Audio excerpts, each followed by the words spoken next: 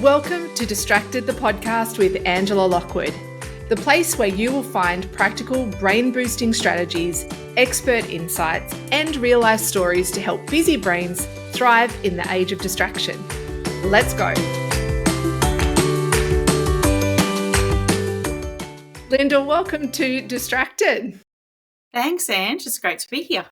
Look, I guess we were having a little chat just off air briefly around some things that, questions I often get asked by people, by adults and children or parents who are looking after kids who have got busy brains. And one of the big questions that is coming up time and time again is people asking for my opinion on why do I think there's such an increase in ADHD or Attention Deficit Hyperactivity Disorder diagnosis for women in their 40s. And it's becoming something where I obviously am so fascinated by, and I just really appreciate you being on here and sharing your story around what it is like to be a woman in your 40s who has just been newly diagnosed with ADHD. So thank you for coming on here and being willing to share your story. It's my pleasure.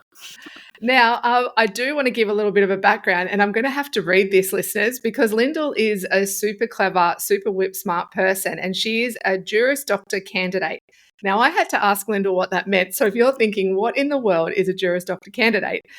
For people like me who don't know what that means, she's a postgraduate law student and not too far off graduating. And what's amazing is for you, Lyndall, is having been just newly diagnosed with ADHD, hearing a title like that is very inspiring. And I think there's a lot of misconceptions around people who have a diagnosis that their capabilities aren't the same as people without a diagnosis. I'd love to know, what are your thoughts around, I guess the question I'm being asked around, what is this increase that we're seeing in middle-aged women or women in their 40s being diagnosed with ADHD? What are your thoughts around that? Yeah, it's very interesting, especially when a lot of people are feeling like it's just popular at the moment, or it's cool to say that you have ADHD, because I think that for those of us who do suffer from it, I know that for myself it's been such a journey, and I'm still on that journey. And even like when you were saying that I'm nearly finished my law degree, I got a little shiver up my spine because it's exciting. Because I honestly wouldn't have thought 2.5 years ago maybe that this was even something that was possible right now. So yeah. Yeah, and obviously I know you through different ways. And one of the things I've seen with Lyndall, which is why I wanted Lyndall to invite you on here, is that you don't just study. You're also a mum of 2 amazing kids. You have your own companies. You're somebody who's very involved in the community. And I think that's what has really inspired me about watching you and watching your journey through all of this, is that you do so many things. And I think this is the thing with a lot of people, having that, as I said again, misconceptions around what ADHD looks like for people. And even today I read an article by Chris Guillebeau. He's a guy from America, and fascinating content that he puts out. And the title actually read, "The Trauma of Adult Undiagnosed ADHD." And I thought it was really timely that I was speaking to you today, because is that a fair way to sum up undiagnosed ADHD? Is it traumatic, or is that a bit too heavy? No, I would say that's spot on, to be honest, because I think, and that's part of the diagnosis process is actually this huge feeling of relief. It's like, oh my gosh, there's a reason why I have bright shiny thing syndrome. There's a reason. I felt that there was something stopping me from reaching my goals. I would have an idea and I just never had the understanding or the wherewithal of how to get from A to B. And I was really sick of beating myself up about that. Like, it was very hard. So I think that it is traumatic, like, to think back over 20 plus years of my career. And, I actually started law 25 years ago. Well, actually 25 years ago before I started, which was 2 years ago now. And it was the most boring thing that I'd ever sat through. And so I had to pull out. And I'd always wanted to be a lawyer. So I was pretty directionless for undiagnosed ADHD is very accurate.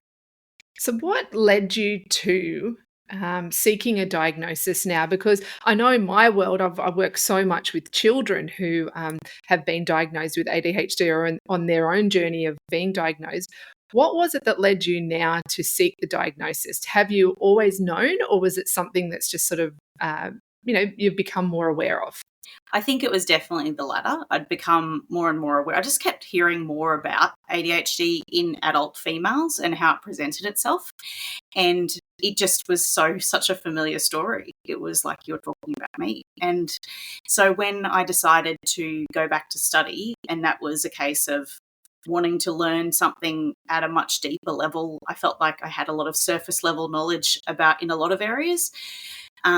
And I think actually part of that is just because with ADHD, you're incredibly curious. So I think that if anything, that has continued because I'm still searching for that area of law that I'm most interested in, that I can find purpose and pour my passion, I guess, into. But it's definitely, it's along those lines of, and I've lost where we started with the question now, but I do love that. What led you you to the diagnosis? That's what it was. Yeah, What led you to getting a diagnosis? And look, Linda, I think I love your vulnerability of being on here and sharing this, because even on podcasts, we try so hard, and when we're in front of people, to do the right thing, say the right thing.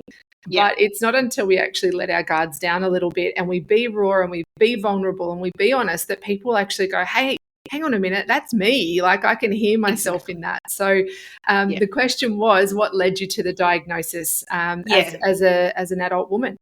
I think so when I decided to study, and and I also decided to study at a private university, which is very expensive. I just, the more I thought about it, the more I just wanted to give myself every possible chance to succeed. And I just, there was no chance for failure, which for me is, I feel like my life has been the opposite of that. Like, I've often given myself an out because things were too stressful or I couldn't I was overwhelmed. So with the diagnosis, I was really looking for just support and structure, basically, and assistance through this degree process. Did you struggle as a kid through academics?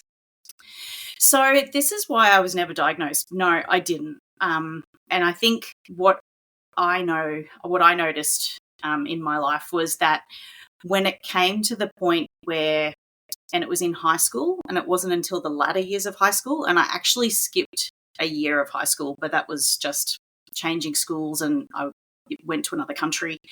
I realised that once I had to apply myself to subjects that I wasn't interested in, there was just no chance. So I still did very well in the subjects that I have high verbal ability. So the things that I'm good at, like English and history, I didn't have to apply myself. I just did well naturally.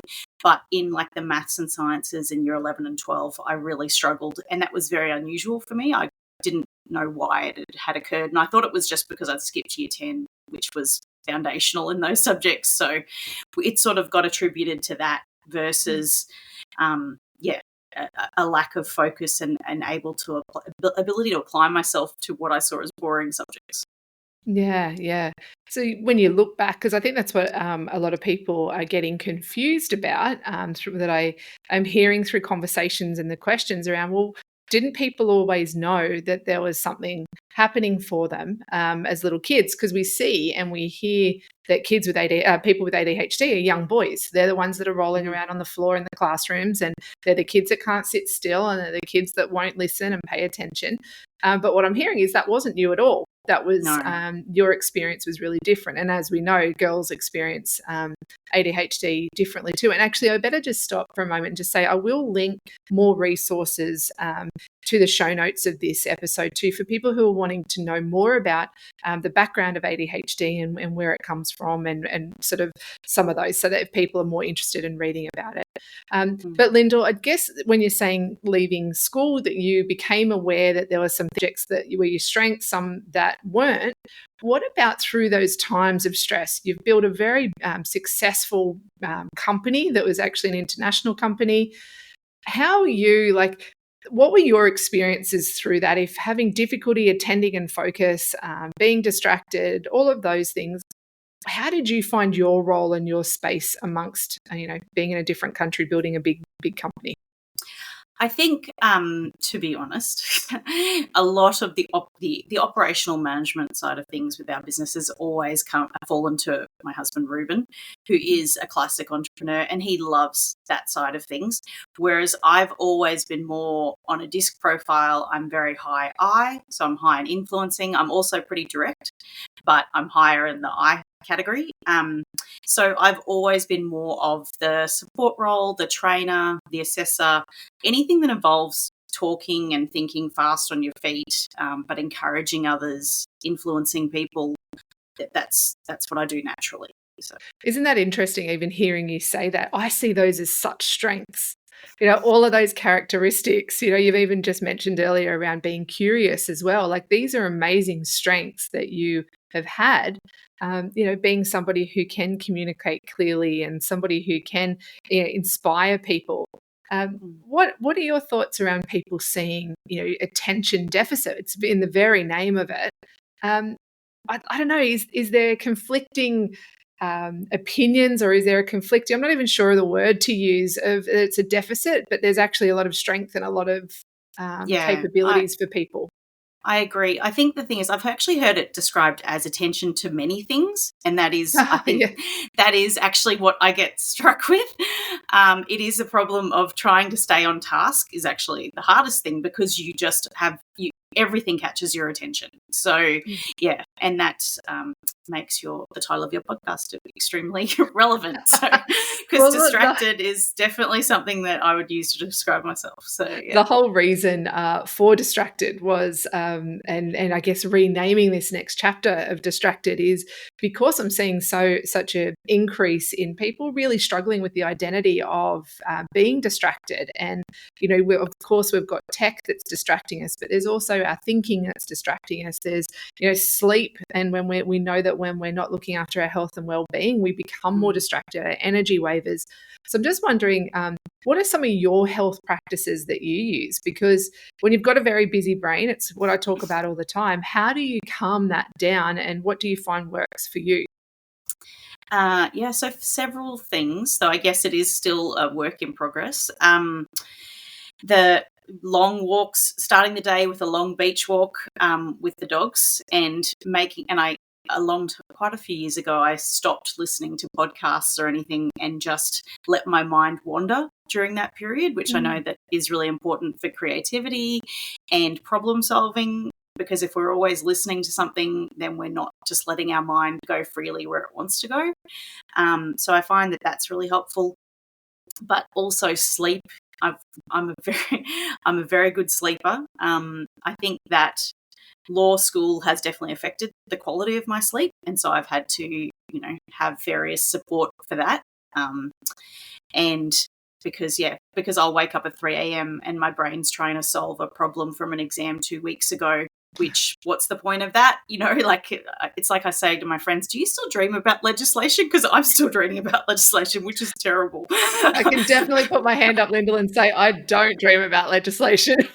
Well, I'm not at the moment, thank God, but around exam time, I generally do. So, yeah.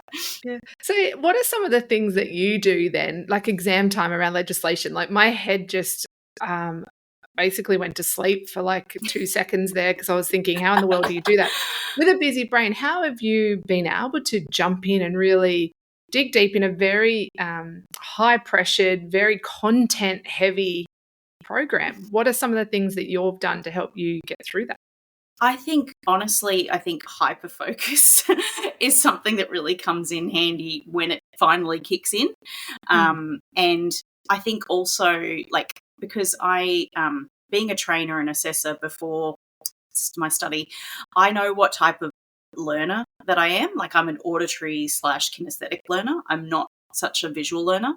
So it's just about using those skills. And where I'm studying, we get a fair amount, we get a portion of our grade actually comes from our tutorial participation.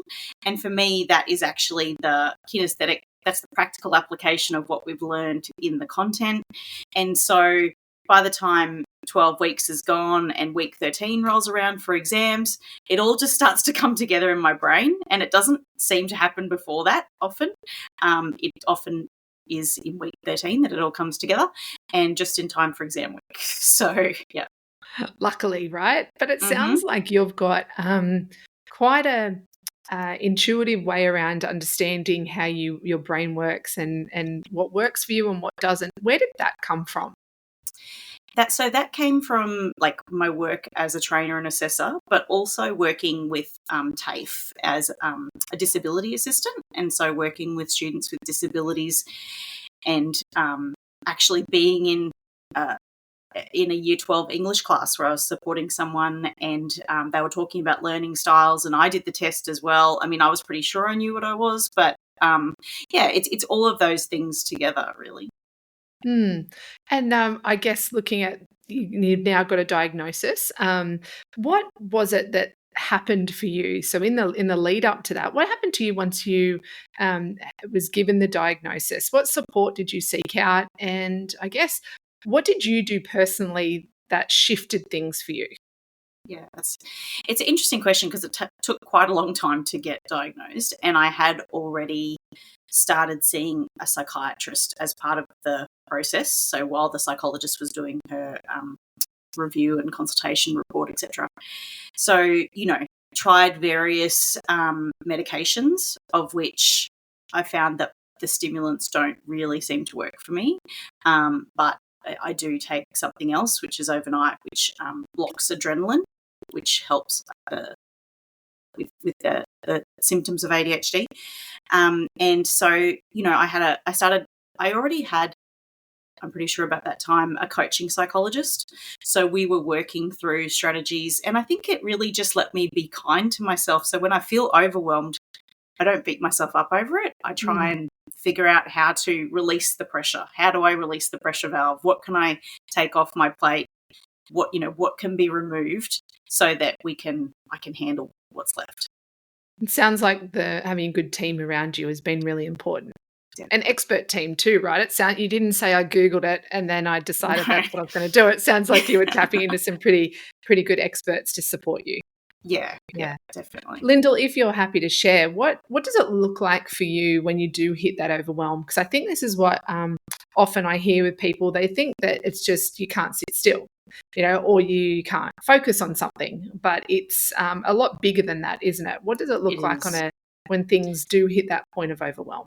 I think it's hard to describe, but I think it's definitely an emotional state where you just can't, you just feel a huge amount of pressure, and often there's just too many thoughts that are like too many things that you're worried about simultaneously, Mm. and you become like paralyzed. Like I can't make decisions, and like to be honest, facing the end of my degree and what happens after has been fairly overwhelming for me lately. And so just because there's so much uncertainty, and I feel like I put more pressure on myself. I know I put more pressure on myself because I'm in my mid 40s and I've got to get this sorted out. I've got to hit the ground running.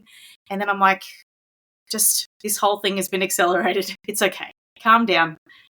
Give yourself a break, give yourself some space to figure out the next steps. Mm. I'd be really interested, Lyndall, in just hearing. Well, what have you thought about your story in itself around being diagnosed as a woman? Have you connected with other people who are in a similar situation to you, or do people generally keep it to themselves? They might be going through the pathway, or they've received a diagnosis. Are people usually generally as open as you, or is it more a bit closed? It seems to be pretty standard that people with ADHD are pretty open about it. Yeah. So, because oversharing is a big component, and it's funny. Like when I meet someone, like the other day recently in the recovery gym locally, I was talking to someone in the ice bath, as you do, and to try and distract yourself from the cold, and we realised very quickly that we both had ADHD, and it's just a case of you don't do small talk, you dive Mm. straight in. Like you go for the deep topic straight away because we're just not interested in talking about the weather unless it directly affects what we're doing in that moment. it's, yeah, you find out very quickly who your people are. Yeah, and does that feel like you mentioned the pressure before. Does that feel like a pressure release for you when you find people, like you say, your people? Yeah. Does that allow you to be more of who you are? Definitely. And I think even like just when you're able to be vulnerable with someone who doesn't have ADHD, but is very open to, is interested in it and is curious about it. And because for me, it's very much been a journey of figuring out how my brain works. And I think that's, like it's an exciting journey, and it's something that you want to share with people. And it doesn't worry me using a label, because if anything, I feel like it just explains the 6 degrees of separation of Lyndall's thinking, as my husband calls it. Like, it's just, I will, my brain makes weird connections, but they make sense to me. So when I explain them, people go, "Oh, okay, that's why you said that." And you're like, "Yeah, just that's where my brain went with that comment." So yeah. It's one of the things I love when speaking to you in this, is that there seems to be a level of calm around your journey, your story about sort of growing up, what you wanted to do as you're coming back into law, that there seems to be a very calm, accepting way of going, this is just how it is, and this is who I am, and this is the process I've been through. Does it feel like that for you? Most of the time, sure. Sometimes it's the opposite, but that's most of the time when I take a deep breath, or maybe 5. Yeah, that's what comes out. So, yeah. What's your one go-to? Just to finish up, I feel like I could talk to you forever and ask 1,000,001 questions. What's your go-to habit that really helps you focus on you and your self-care and makes you feel great? Oh, that's an interesting one, because it used to be yoga, but unfortunately, due to study and back problems, I haven't been able to do it for ages. So I think I'm still like, and it used to also be surfing, just a little bit for fun. But I think that's what I'm still working out. Once I'm busier and have injury limitations and whatever else, what is my go-to? But it's probably, it honestly, like in terms of switching my brain off, I actually have to either read a really good book or watch something really good, like a really good drama that just engages me to the point of my brain, just body to relax. So Netflix binging can actually be therapeutic. Yeah. I remember once writing about about no Netflix binging, and I went on to clarify that it was actually, it's before you go to bed, you don't want to watch the really hyped up, big frantic stuff. It's the cool, calm. So Netflix binging is fine. It's just a matter of the energy that you're putting into it. Definitely, Lyndall, definitely. I would love to know for you, right now, at your stage where you are about to graduate, what are you most excited about for your future in all of your story that has led to now? I know this is a pretty loaded question. I'd love to know, what are you looking forward to? What are you excited about as a woman at your age and stage of life, about to embark on a very exciting new chapter? Oh, it's a really good question. And I think, it's about, I'm really excited to finding an area of work that I'm just really excited to go to and to be involved with every day, because I think I've always watched from the sidelines with my husband, who, dives into so many projects at once. And I'm like, okay, that's too much. But what's my thing? So I think what I'm really excited about is uncovering those areas of law, hopefully, that I can really just use my problem solving and creative skill and people connecting skill and empathy, etc., to really pour that into the next chapter. And get paid would be wonderful as well, after a couple of years of not being paid. So that would be fantastic. Wow, that sounds very exciting.